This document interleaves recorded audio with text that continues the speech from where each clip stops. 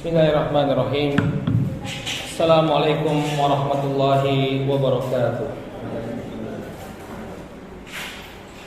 Alhamdulillah, nahmaduhu wa nasta'inuhu wa nastaghfiruh wa na'udzu billahi min shururi anfusina wa min sayyiati a'malina.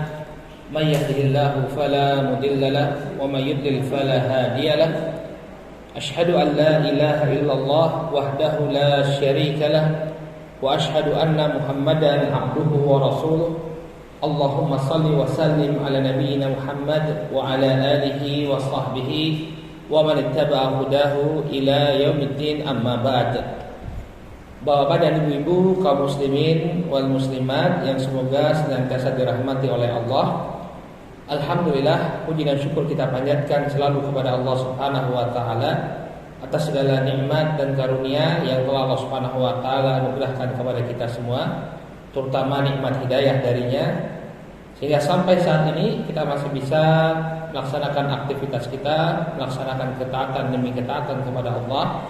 Kita berharap mudah-mudahan Allah Subhanahu wa taala senantiasa mengistiqomahkan kita sampai akhir kehidupan kita. Amin ya rabbal alamin. Bapak dan Ibu kaum muslimin wal muslimat yang semoga dirahmati oleh Allah, insyaallah kita akan kembali melanjutkan pelajaran kita membahas babul adab dari kitabul jami' yang disusun oleh Imam Al-Hafidz Ibnu Hajar rahimahullah dalam Bulughul Maram. Pada pertemuan yang terakhir kita telah menyelesaikan pembahasan tentang hadis disunahkannya menjilati tangan setelah makan. Telah kita jelaskan apa hikmahnya. Di antara hikmahnya adalah agar keberkahan yang diberikan oleh Allah Subhanahu wa taala pada makanan yang kita makan itu semuanya terserap oleh tubuh kita. Tidak ada yang terbuang. Tidak ada yang terbuang. Baik, sekarang kita akan bahas hadis selanjutnya. Pada pertemuan awal-awal kitab ini kita telah bahas tentang hak muslim yang hendaknya ditunaikan oleh muslim lainnya. Di antara hak yang pertama, idza laqitahu fasallim alaih. Apabila engkau bertemu dengan saudaramu, maka ucapkanlah salam kepadanya. Nah, sekarang beliau akan bawakan hadis-hadis yang lebih terperinci lagi tentang bagaimana adab mengucapkan salam. Pada hadis selanjutnya diriwayatkan dari Abu Hurairah radhiyallahu anhu. Qala Abi Hurairah radhiyallahu anhu qala Rasul sallallahu alaihi wasallam. Rasul sallallahu alaihi wasallam bersabda, "Li yusallimis saghiru 'alal kabir wal marru 'alal qa'id wal qalilu 'alal katsir." Muttafaqun alaih. Disebutkan bahwa Nabi SAW bersabda, hendaknya yang lebih muda memberikan salam terlebih dahulu kepada yang lebih tua.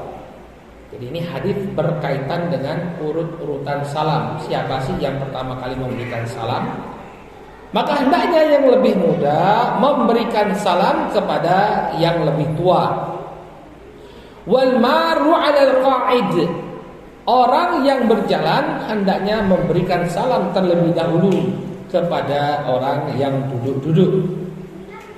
Wal qalilu 'alal katsir. Demikian juga yang jumlahnya lebih sedikit mengucapkan salam terlebih dahulu kepada yang jumlahnya lebih banyak. Muttafaqun alaih. Hadisnya diriwayatkan oleh Al-Imam Al-Bukhari dan Muslim. Wa fi riwayatin li muslimin waraqibu 'alal mashi. Dalam riwayat Muslim ada tambahan, dan hendaknya orang yang berkendaraan memberikan salam terlebih dahulu kepada orang yang berjalan kaki. Jadi ada 4 keadaan. Yang muda memberikan salam kepada yang lebih tua, yang berjalan memberikan salam kepada yang duduk, yang sedikit memberikan salam terlebih dahulu kepada yang banyak, dan orang yang berkendaraan memberikan salam kepada orang yang berjalan kaki. Para ulama berbeda pendapat tentang hadis ini. Sebagian mengatakan bahwa hukumnya itu wajib. Ya, jadi wajib bagi yang muda memberikan salam terlebih dahulu, demikian juga yang jalan kaki memberikan salam terlebih dahulu. Namun yang tepat bahwa ini dikembalikan kepada hukum memberikan salam itu sendiri. Ya, karena hukum memberikan salam itu sendiri hukumnya mustahab atau sunnah, maka urutan-urutan yang disebutkan dalam hadis ini itu juga menunjukkan kesunnahannya. Tidak sampai pada perkara yang wajib. Ya. Kita ambil contoh, misalnya ada orang yang lebih tua, dia mengucapkan salam terlebih dahulu kepada yang lebih muda. Apakah yang lebih muda kemudian berdosa? Jawabannya tidak.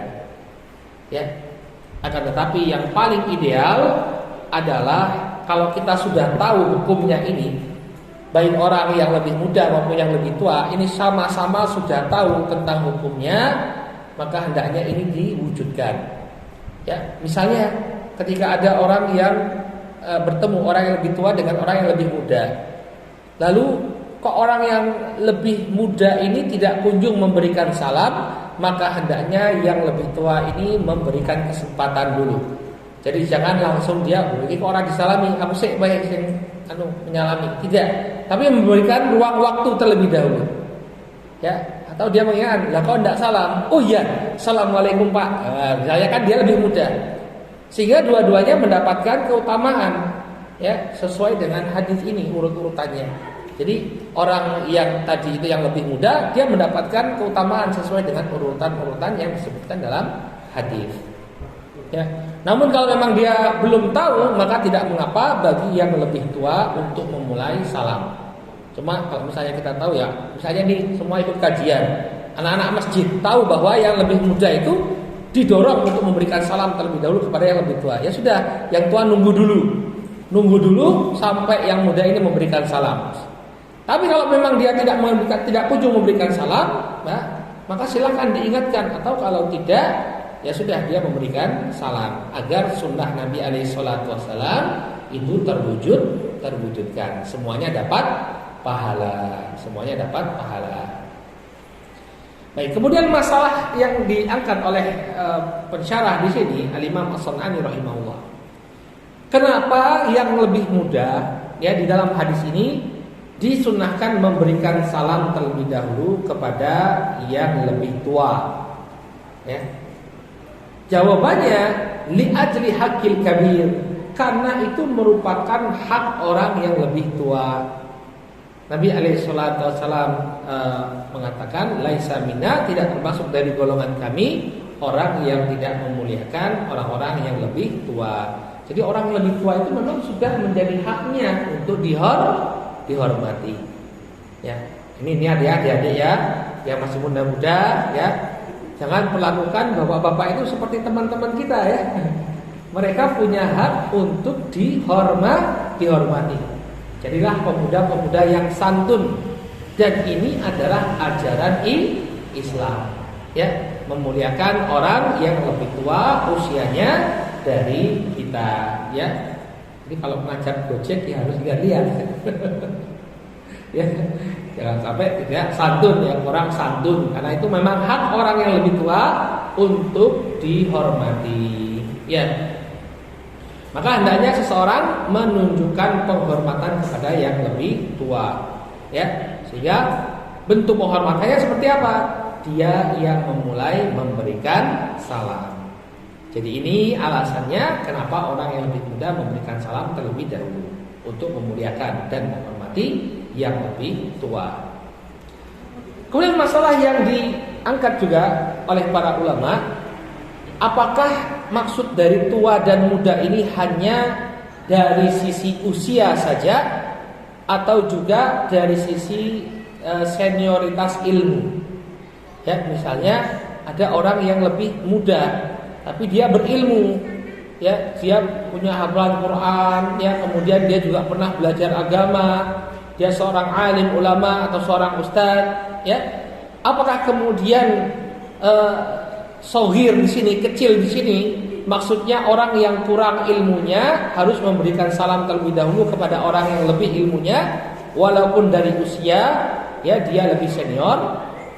Jawabannya bahwa hadis ini hanya berbicara tentang usia.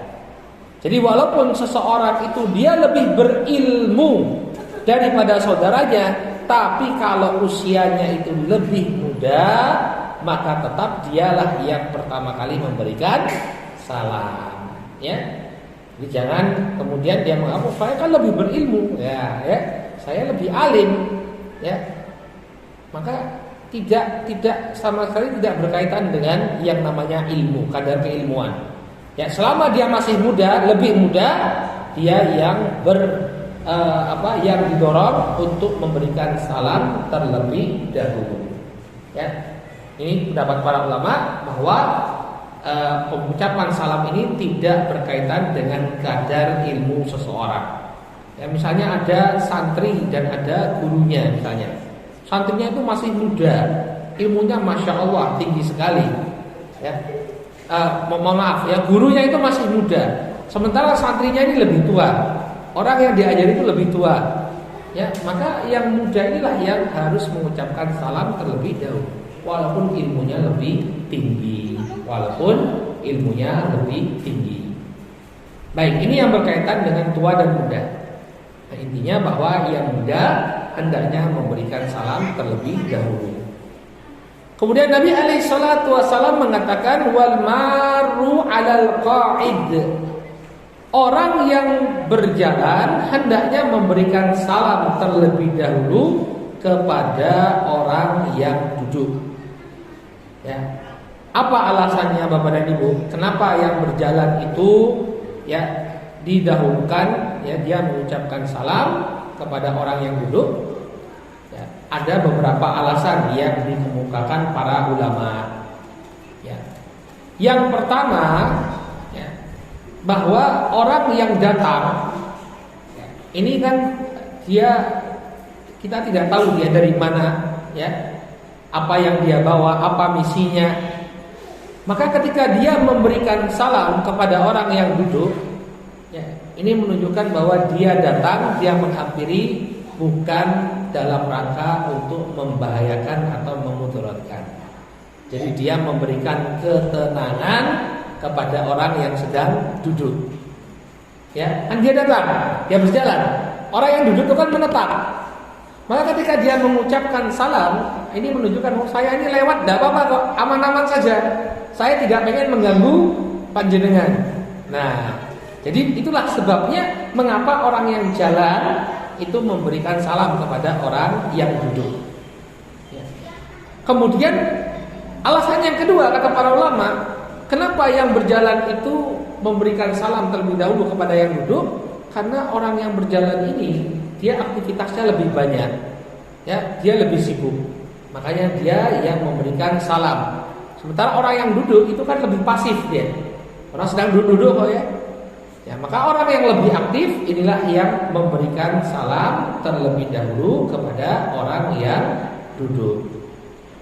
Kemudian alasan yang ketiga, ya, kenapa orang yang berjalan itu memberikan salam terlebih dahulu kepada orang yang duduk? Karena ya akan merepotkan orang yang duduk kalau dia harus terlebih dahulu memberikan salam. Karena biasanya yang duduk itu ya cuma itu, tapi yang jalan di depannya banyak orang, ya.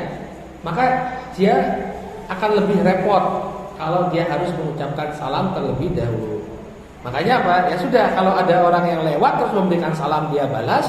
Kalau orang tidak memberikan salam pun, ya dia tidak mengapa, tidak berdosa dia. Nah, kemudian yang keempat, ya kata para ulama, alasannya kenapa orang yang berjalan itu memberikan salam terlebih dahulu kepada orang yang duduk, karena dikiaskan atau disamakan dengan orang yang mau masuk rumah. Jadi diibaratkan orang yang duduk itu seperti penghuni rumah. Orang yang jalan itu orang yang datang. Maka kalau ada orang yang datang ke satu rumah, berkunjung ke satu rumah, siapa yang memberikan salam terlebih dahulu? Apakah penghuni rumah atau orang yang datang berkunjung? Tentu orang yang datang berkunjung. Maka kata para ulama, seperti itulah orang yang duduk dan orang yang berjalan. Ya. Ini 4 alasan yang disebutkan oleh para ulama kenapa orang yang berjalan itu salam duluan kepada orang yang duduk. Qala wal qalilu 'alal katsir. Kemudian di antara adab memberikan salam yang jumlahnya lebih sedikit, memberikan salam terlebih dahulu kepada orang yang jumlahnya lebih banyak. Ya, kenapa orang yang lebih sedikit memberikan salam kepada orang yang lebih banyak? Karena al-jamaah, ya, berkumpulnya banyak orang ini ada keutamaan. Ya, misalnya kita dalam permasalahan sholat sendirian sama sholat berjamaah, mana yang lebih utama? Sholat berjamaah. Semakin banyak orang yang sholat, semakin utama. Ya, oleh karena itu kumpulan orang yang lebih banyak itu lebih utama daripada kumpulan orang yang sedikit. Nah, inilah yang menjadi sebab mengapa orang yang lebih sedikit memberikan salam terlebih dahulu kepada orang yang banyak. Baik. Kemudian satu permasalahan. Bagaimana apabila kita berjalan di jalan yang ramai dan ketemu dengan banyak orang? Apakah setiap orang yang kita temui harus kita berikan salam? Misalnya masuk pasar Condong Catur, bakul sayur, bakul iwak, bakul daging, bakul klopo, semuanya assalamualaikum. Ini maksud kok. Ustaz dia pakai assalamualaikum. Ya. Maka menurut para ulama tidak perlu semuanya diberikan salam, cukup beberapa saja. Ya.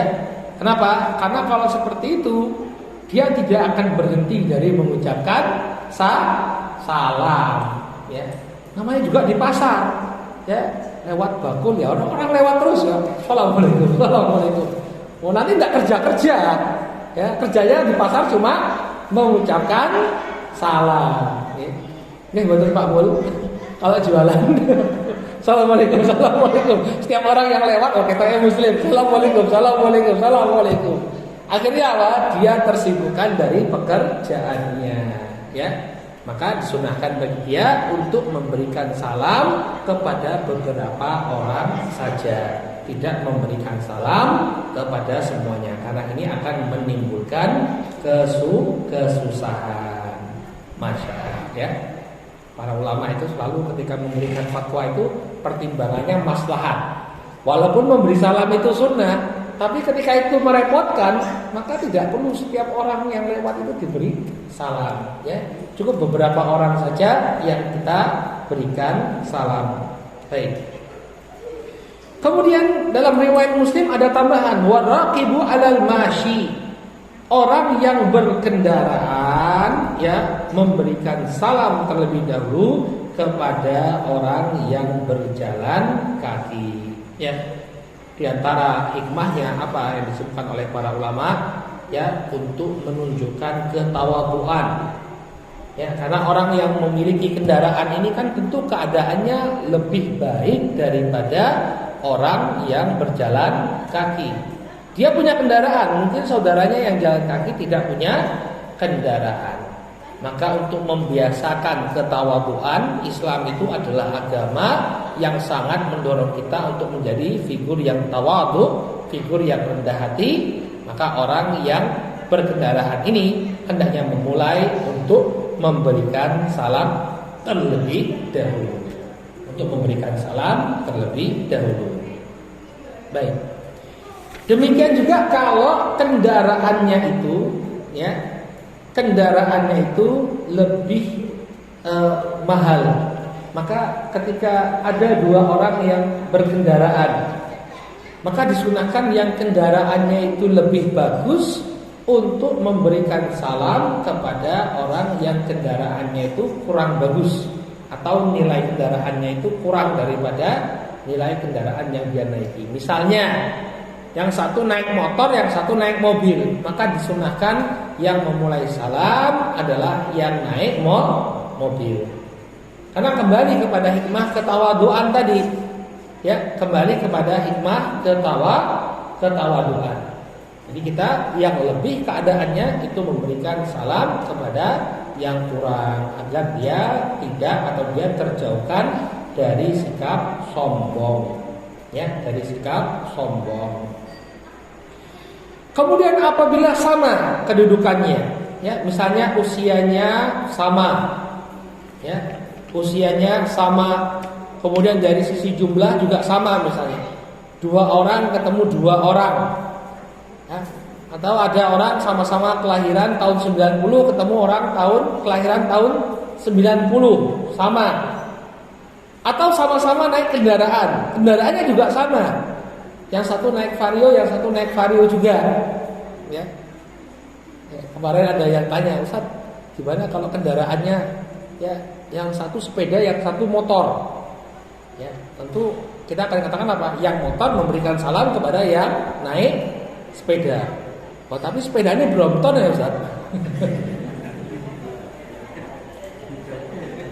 Ayo, gimana? Oh, yang satu Honda Astrea second tahun 2000 misalnya. Yang naik sepedanya Brompton baru. Maka kembali tadi itu, yang lebih mahal kendaraannya itu memberikan salam kepada yang lebih murah kendaraannya. Karena kembali kepada hikmah tadi, yaitu untuk membiasakan ketawaduan.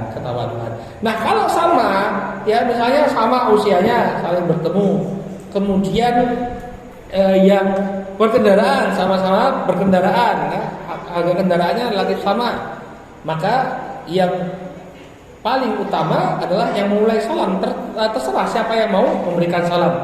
Dan nanti yang yang pertama kali memberikan salam, dia yang mendapatkan keutamaan lebih karena dia yang memulai untuk memberikan salam. Jadi kalau sama-sama kedudukannya, atau sama-sama jumlahnya, atau sama usianya, maka silahkan di antara mereka siapa saja yang mau memulai memberikan salam. Ya. Dalilnya adalah sebuah hadis yang dibawakan oleh Al-Imam Al-Bukhari dalam kitab Al-Adabul Mufrad dengan sanad yang sahih dari Jabir bin Abdullah radhiyallahu taala anhu. Nabi sallallahu alaihi wasallam bersabda, "Al-mashiyani idza ijtama'a fa ayyuhuma bada'a bis-salam fa huwa afdal."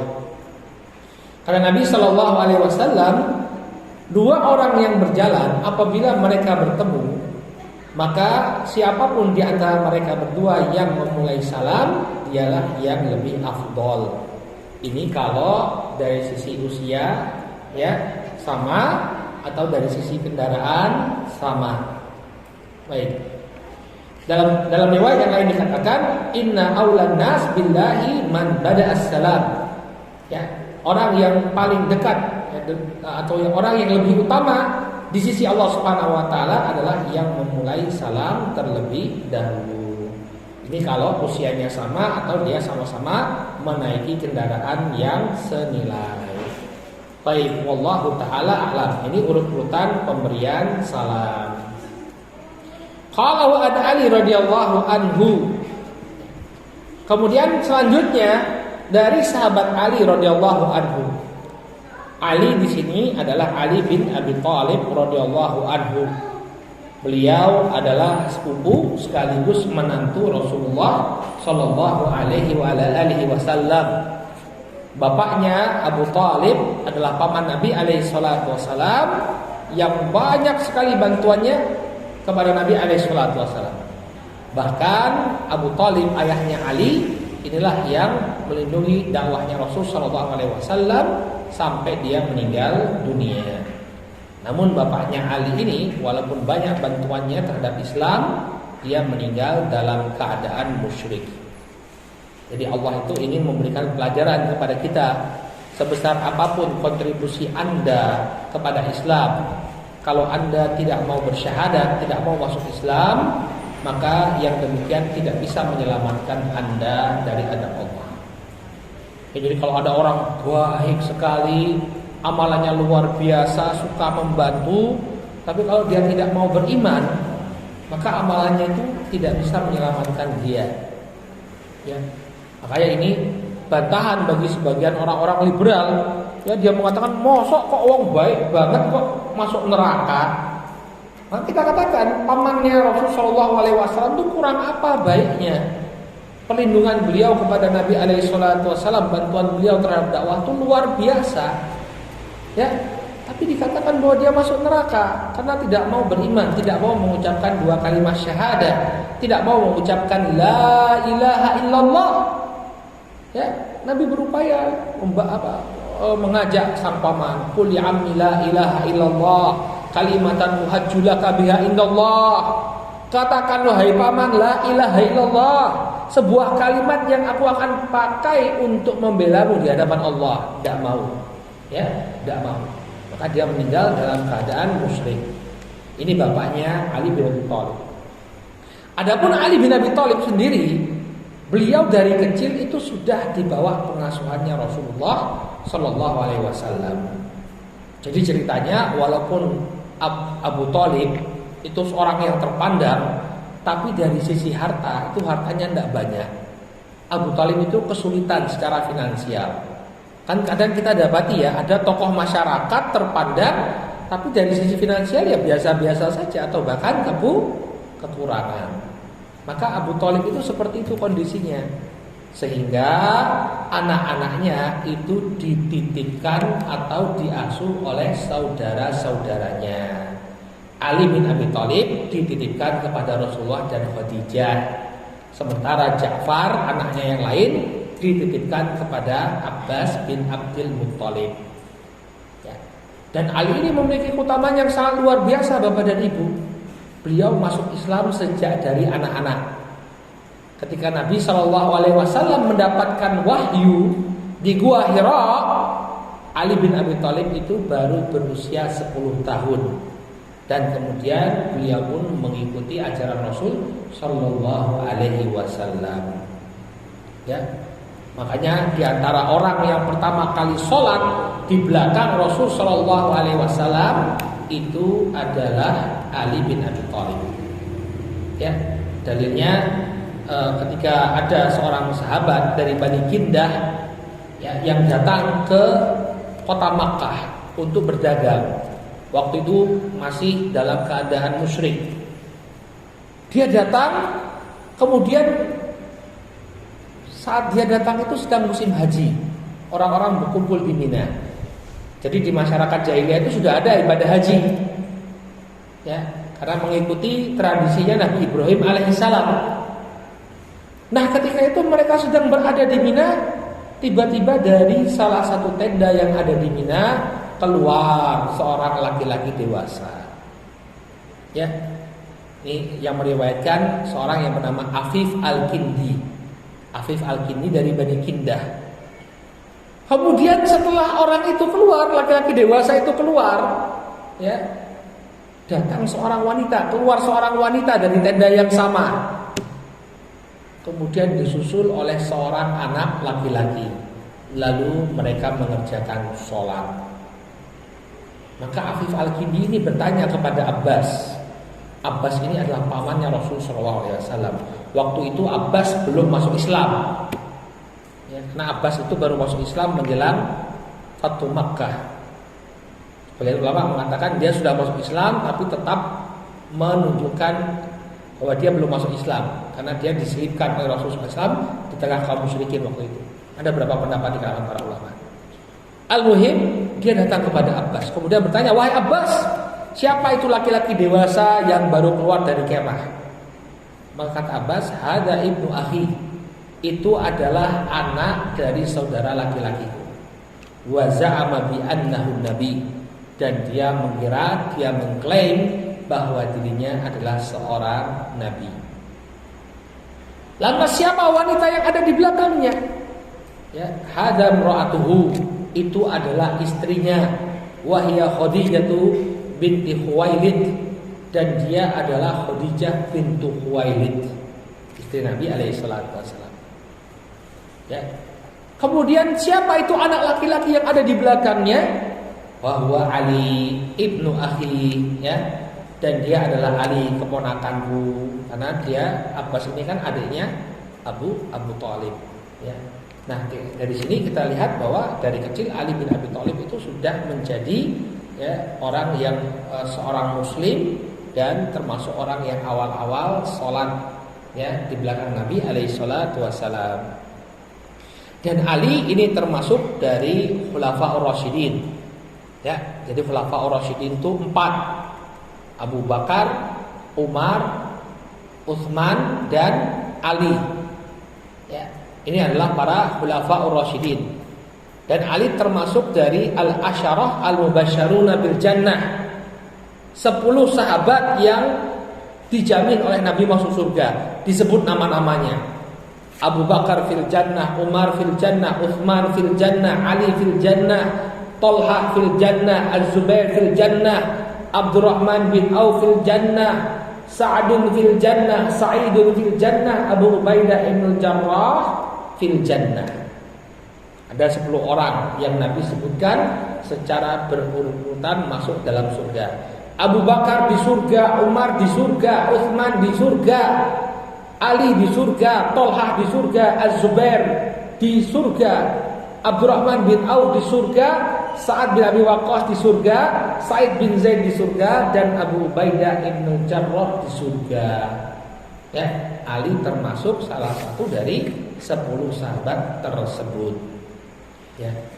Beliau radhiyallahu taala anhu meninggal dunia di tahun 40 Hijriyah. Dibunuh oleh seorang Khawarij yang bernama Abdurrahman bin Muljam. Ketika itu terjadi perang saudara antara kaum muslimin. Pasukan Ali berperang dengan pasukannya Muawiyah bin Abi Sufyan. Perang saudara. Kemudian Ali dan Muawiyah memutuskan untuk membuat perjanjian damai, tidak saling berperang. Nah, kemudian orang-orang Khawarij ini sekte yang menyimpang. Mereka marah. Kenapa kok berdamai? Kenapa kok Ali mau berdamai dengan Muawiyah? Harusnya Muawiyah itu diribas habis. Tapi kan Ali tidak mau, Muawiyah itu masih saudara. Maka kemudian orang Khawarij ini marah kepada Ali. Dia mengutus Abdurrahman bin Muljam untuk menikam Ali bin Abi Thalib radhiyallahu taala anhu. Dan Ali bin Abi Thalib ini adalah menantunya Rasul sallallahu alaihi wasallam. Beliau menikah dengan Fatimah.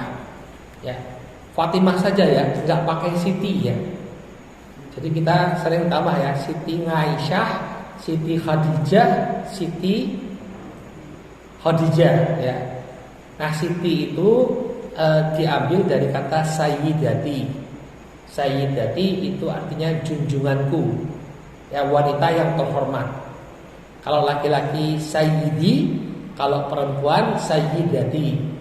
Kemudian diringkes. Orang Indonesia itu sukanya ngeringkes Sayyidati menjadi Siti. Itu asal mula nama Siti. Jadi paham ibu-ibu? Jangan nanya, kok jenengku Siti iki saka ngendi? Kok digoleki kamu seraono? Karena itu singkatan ibu-ibu dari kata Sayyidati. Itu panggilan kemuliaan. Nah, beliau ini adalah suami dari Fatimah radhiyallahu taala anha.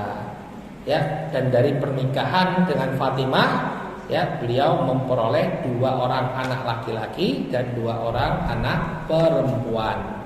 Yang pertama adalah Al-Hasan bin Ali, yang kedua adalah Al-Husain bin Ali, kemudian yang ketiga adalah Ummu Kulthum binti Ali, kemudian yang keempat kalau saya tidak salah Zainab binti Ali.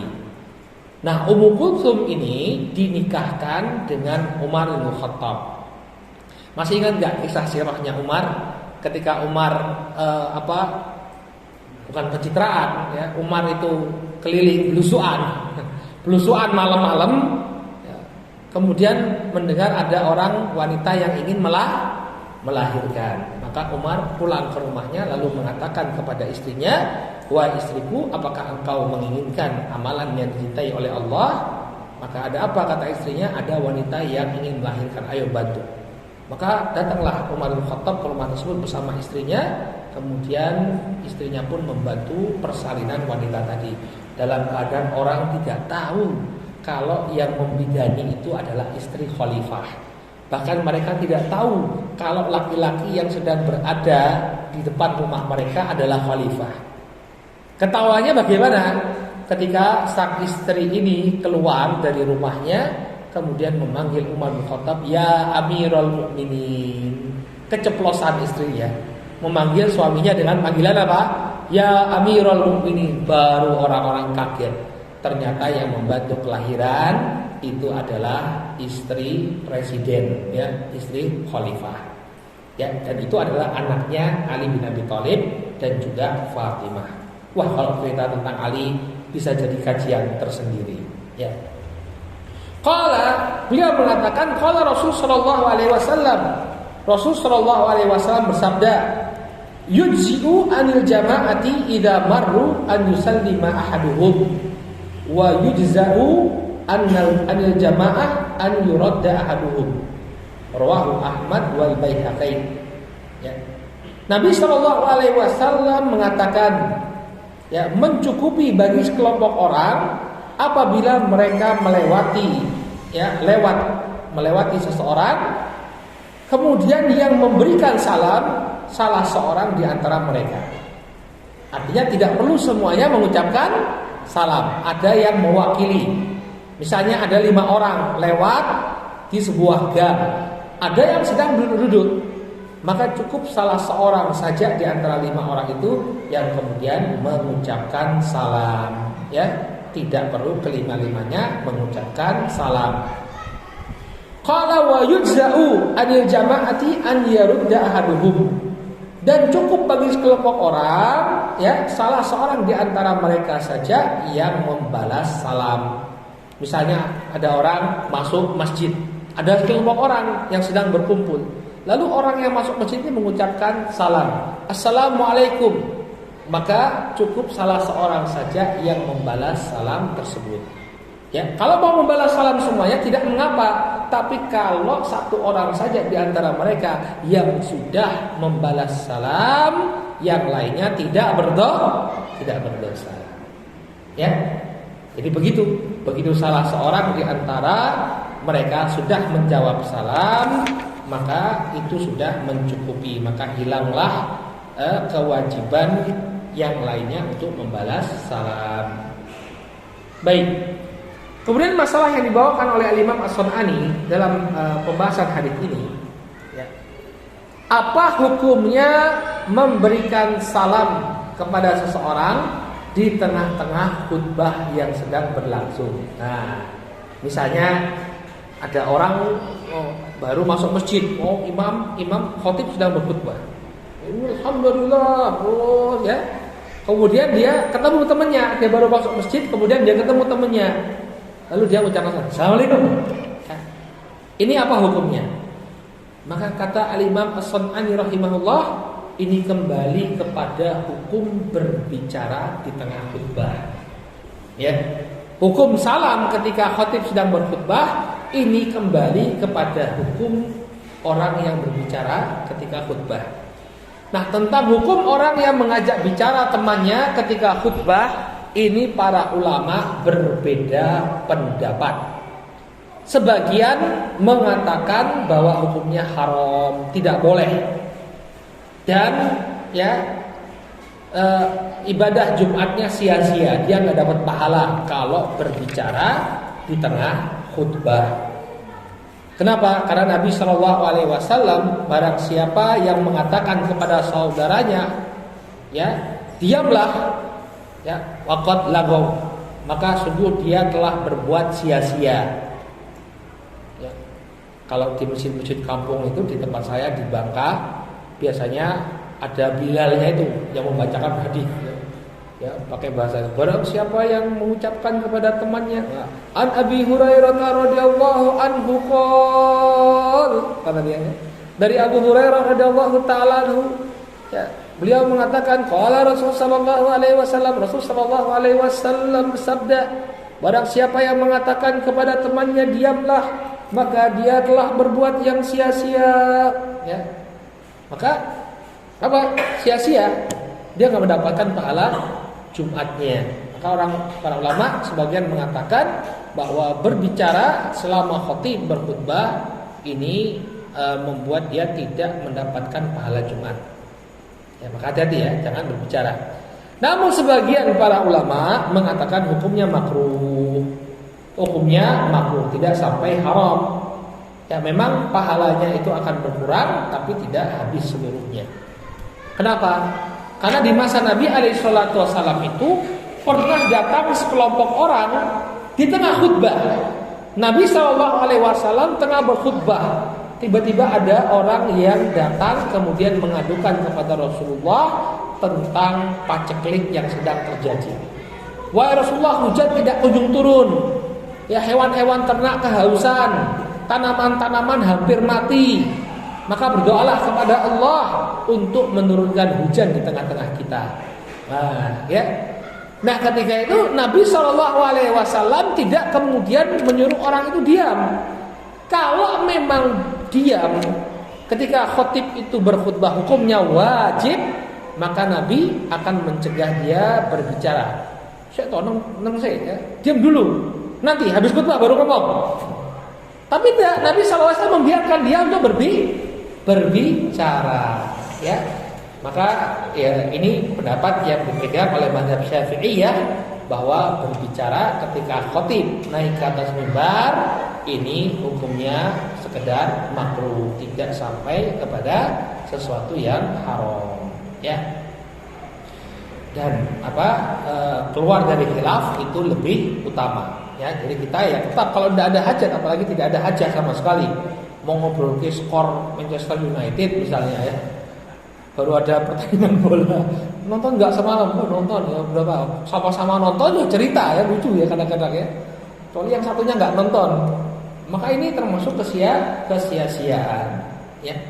Nah, hukum memberikan salam kembali kemana, pendapat mana yang panjenengan pegang? Kalau berpendapat bahwa berbicara itu tidak boleh sama sekali ketika khotib naik ke atas mimbar, otomatis memberi salam pun tidak boleh. Tapi kalau misalnya menganggap bahwa boleh, ya, tidak haram hukumnya berbicara ketika khotib naik ke atas mimbar, maka tidak mengapa dia mengucapkan salam kepada saudaranya. Baik. Kemudian masalah selanjutnya tentang salam kepada orang yang sedang khusyuk membaca Al-Quran. Bagaimana hukumnya? Di sana ada khilaf di kalangan para ulama, ya, bahwa orang yang memberikan salam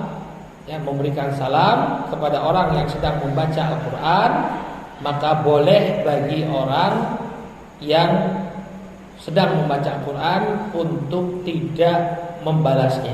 Jadi dia membalas dengan isyarat saja, ya, dengan isyarat saja. Ini menurut pendapatnya Al-Wahidi. Namun kata Al-Imam An-Nawawi mengatakan bahwa pendapat ini perlu ditinjau ulang. Fihi nazar. Ya, pendapatnya perlu ditinjau ulang. Karena seseorang ketika dia sedang membaca Al-Quran, kemudian ada yang mengucapkan salam kepadanya, maka dia bisa berhenti, kemudian membalas salam tersebut, lalu membaca kembali. Sehingga tidak ada muskilah, tidak ada masalah sama sekali dia membalas salam tersebut. Dia berhenti sebentar, di pause, kemudian membalas salam, lalu dia melanjutkan bacaan Al-Qur'annya. Baik. Kemudian faedah selanjutnya bahwa disunnahkan bagi kita ketika masuk ke dalam rumah, ya, untuk memberikan salam walaupun tidak ada orang di rumah. Jadi kalau misalnya kita tahu rumah kita kosong, tetap disunahkan untuk memberikan salam.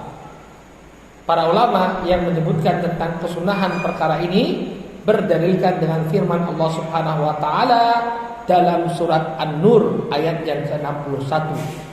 Kata Allah Subhanahu wa taala, "Fa idza dakhaltum buyutan fasallimu ala anfusikum." Apabila kalian itu memasuki suatu rumah, maka berikanlah salam kepada diri-diri kalian. Nah, zahir dari ayat ini, menunjukkan bahwa kita memberi salam kepada diri kita sendiri, ya. Demikian juga ada dalil yang disebutkan oleh Al-Imam Al-Bukhari dalam Sahih, dalam Adabul Mufrad dengan sanad yang hasan dari Abdullah bin Umar. Ya, bahwa beliau mengatakan yustahab idza lam yakun fil baiti ahadun an yaqula assalamu alaina wa ala ibadillahi salihin. Dikeluarkan oleh Imam At-Tabrani, ya.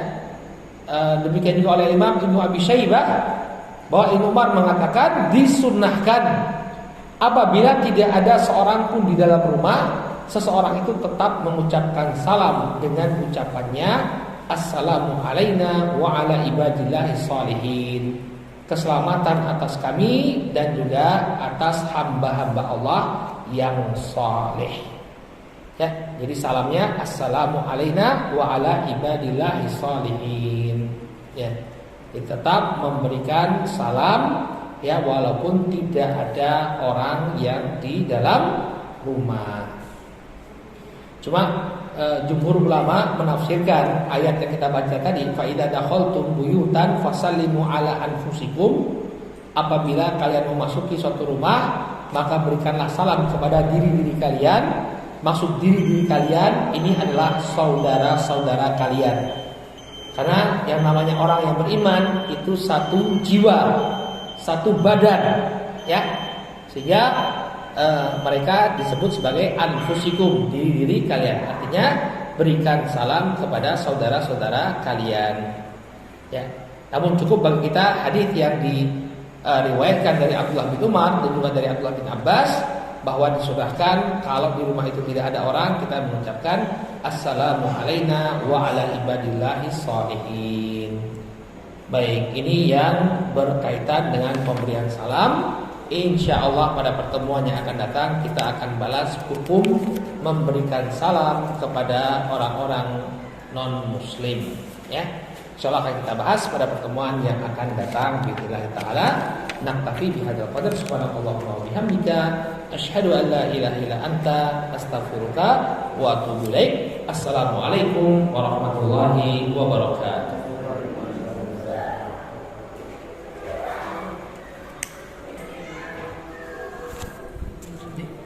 Dek, itu gimana?